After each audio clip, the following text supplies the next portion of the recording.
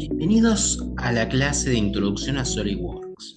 En este caso particular, en este video, en esta clase, nos vamos a centrar en el desarrollo de lo que sería el módulo de SolidWorks denominado Routing. En dicho módulo se aplican los conocimientos necesarios para establecer el ruteado de cañerías o tuberías correspondientes. Esas cañerías serán dispuestas ya sea de manera ortogonal, o sea, realizar trayectos en el eje X, en el eje Y y en el eje Z respectivamente, o de manera arbitraria en el espacio. La idea es establecer dichos ruteos de cañería o de tubería con tal de conectar los equipos necesarios y disponer del flujo adecuado de los corrientes, reactivos, productos, almacenamiento de productos, etcétera, etcétera, etcétera.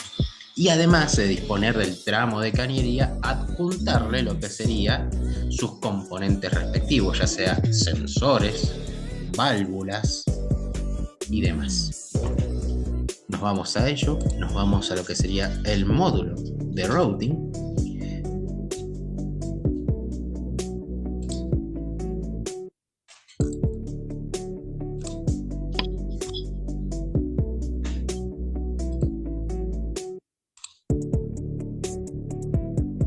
Para esta primera parte del módulo Routing and Piping, tenemos que tener en cuenta que el routing, SolidWorks Routing, es uno de los tantos complementos de SolidWorks. Lo que sí, dichos complementos son herramientas disponibles en mi programa SolidWorks.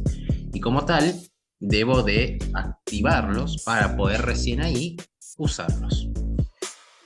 Tengo que ir a la pestaña de complementos, que será una pestaña además de la pestaña de operaciones, croquis, y entre ellas estará la pestaña de complemento de SolidWorks, y entre las múltiples opciones disponibles estará justamente SolidWorks Routing.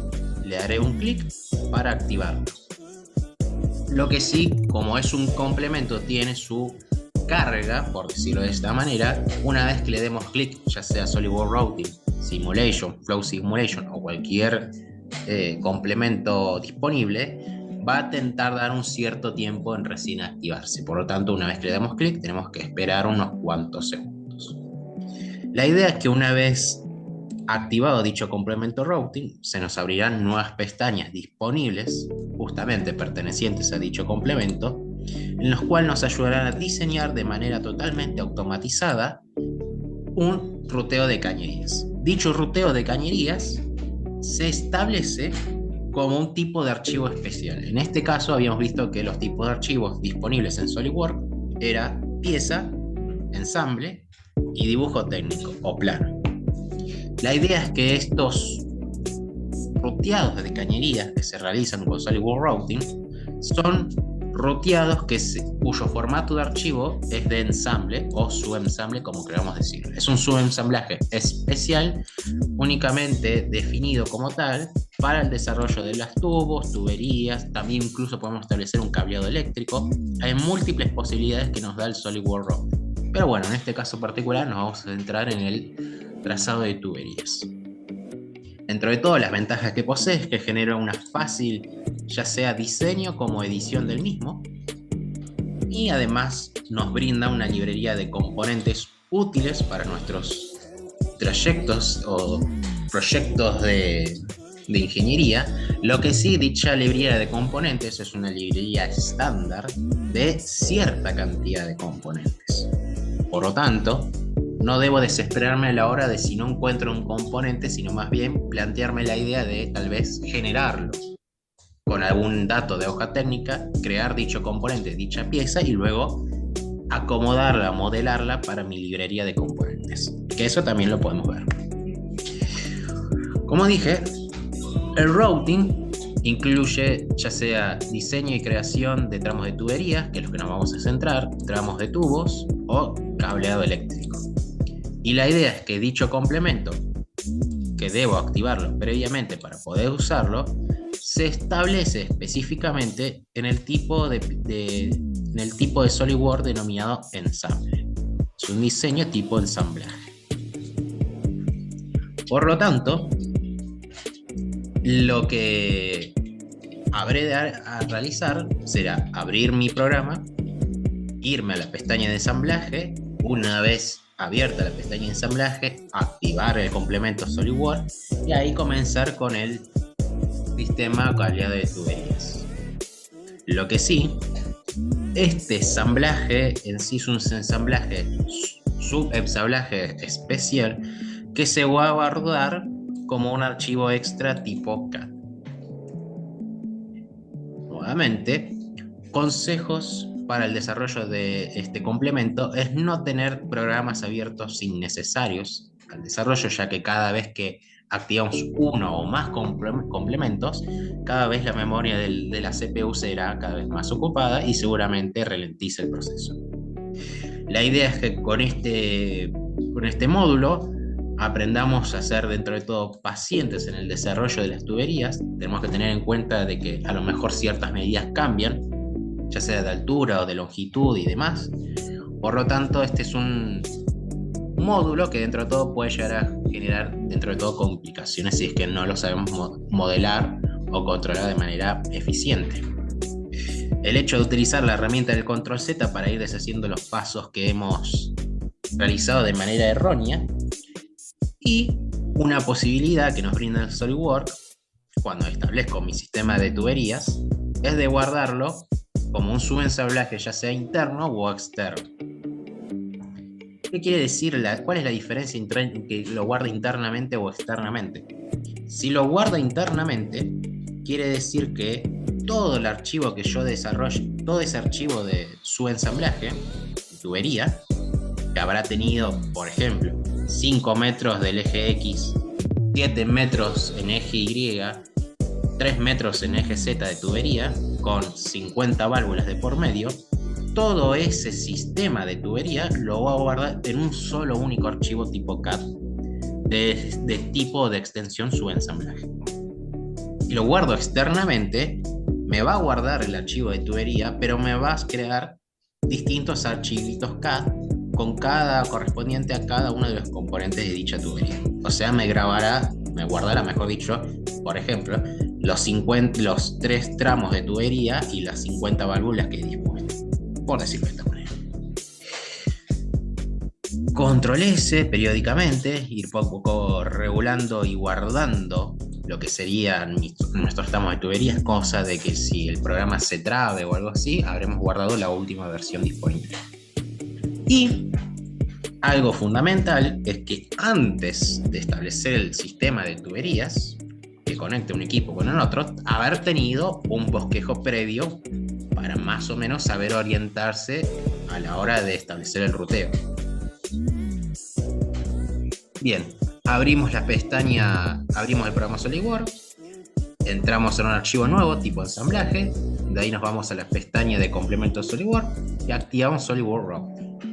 Una vez que activemos SolidWorks Routing, automáticamente o generalmente se da a desplegar la pestaña que se ubicaba oculta a mi derecha, principalmente brindando la posibilidad de usar lo que sería la librería de diseño o Design Library. En dicha librería de diseño, justamente contengo múltiples herramientas para utilizar en mi sistema de SolidWorks Routing. En este caso nos vamos a centrar en lo que sería la herramienta o la posibilidad Routing. De ahí nos vamos a Piping, y en Piping justamente nos brindarán cada uno de los componentes que se acopla a lo que sería un sistema de tuberías, ya sea bridas de distintos tamaños, válvulas también de diferentes dimensiones, uniones T, reductores o expansores. Esos reductores o expansores justamente es la conexión entre una tubería de mayor diámetro y otra de menor diámetro.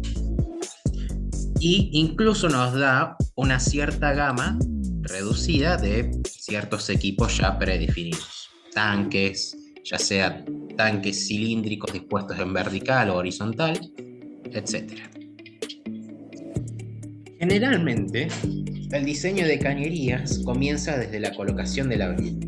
Estaré en el espacio, en lo que sería el origen, con el eje X y el eje Y, y desplegado en tridimensional estaría el eje Z, pero la idea es que colocaremos nuestra brida en lo que sería algún punto del espacio, por ejemplo el origen, y de ahí comenzará el sistema de ruteado. Generalmente se comienza de esa manera. Entonces, si por ejemplo me voy a dicha librería de diseño, me voy a la parte de routing, piping, y me voy a la sección de flange, dicha sección de flange es justamente la sección de bridas. En esa seleccionaré una brida, por ejemplo una brida slip-on, del tipo brida exactamente igual a la que desarrollamos en el módulo de piezas, por ejemplo, y nos denominará justamente qué tipo de configuración voy a emplear. Fijémonos que nos dice, la brida será un slip-on flange número 150. Ese 150 corresponde al tipo de clase, ya sea 150, 300, hasta 2500, que es análogo a decir la presión nominal a la cual se va a someter, o a la presión nominal de diseño de dicha tubería. En este caso vamos a utilizar una clase 150 y por ejemplo le puedo definir lo que sería el tamaño nominal de la tubería, conocido como nominal pipe size, que se dispone en medidas o en unidades de pulgadas. Eso significa que si elegí un slip-on flange 150, quiere decir que elegí un slip-on flange con una clase o tipo 150 con una presión nominal de 20 y con un tamaño nominal de 6 pulgadas. Si yo veo que mi configuración se despliega con nominal pipe size, debo recordar que el número adjunto se despliega en unidades de pulgadas. Si me lo describe en DN, quiere decir que se lo despliega en medidas de diámetro nominal y la unidad correspondiente será milímetros. Hasta 12 pulgadas generalmente el diámetro externo es mayor al definido por el nominal, y desde las 14 pulgadas básicamente el diámetro externo de dicha brida es equivalente al diámetro nominal. El schedule justamente puede marcar lo que sería la medida del espesor de la tubería. Con eso, en su momento dije de que generalmente los sistemas de ruteado de tuberías comienzan desde el hecho de seleccionar una brida, arrastrarla a la zona gráfica, dejarla colocada en dicho espacio de trabajo y comenzará el mismo, lo que sería la habilitación del recorrido de tuberías. Ese método de ruteado o ese método de conexión se conoce como drag and drop. Básicamente, justamente elegir una pieza como la misma, arrastrarla y colocarla justamente en lo que sería el espacio para dar comienzo a la tubería. Lo que sí, dependiendo del tipo de brida que he elegido, 6 pulgadas, por ejemplo, desarrollará una tubería correspondiente a dicho tamaño nominal. Lo que debo tener en cuenta es que dicho tamaño nominal de tubería se puede desplegar ya sea de manera horizontal, en el eje X, puede desplegarse tanto en el eje Y como en el eje Z. Como vemos ahí, acá tenemos un trazo en eje X de 500 milímetros, donde a una distancia de 400 se despliega este tramo de tubería a 700 milímetros en el eje Z. Acá hay un codo de 90 grados, que dispone de un tramo en eje Y de 650 milímetros, luego otro codo que direcciona en eje Z a 600 y un codo 90 que direcciona nuevamente en dirección X en un tramo de 500 milímetros, 50 milímetros.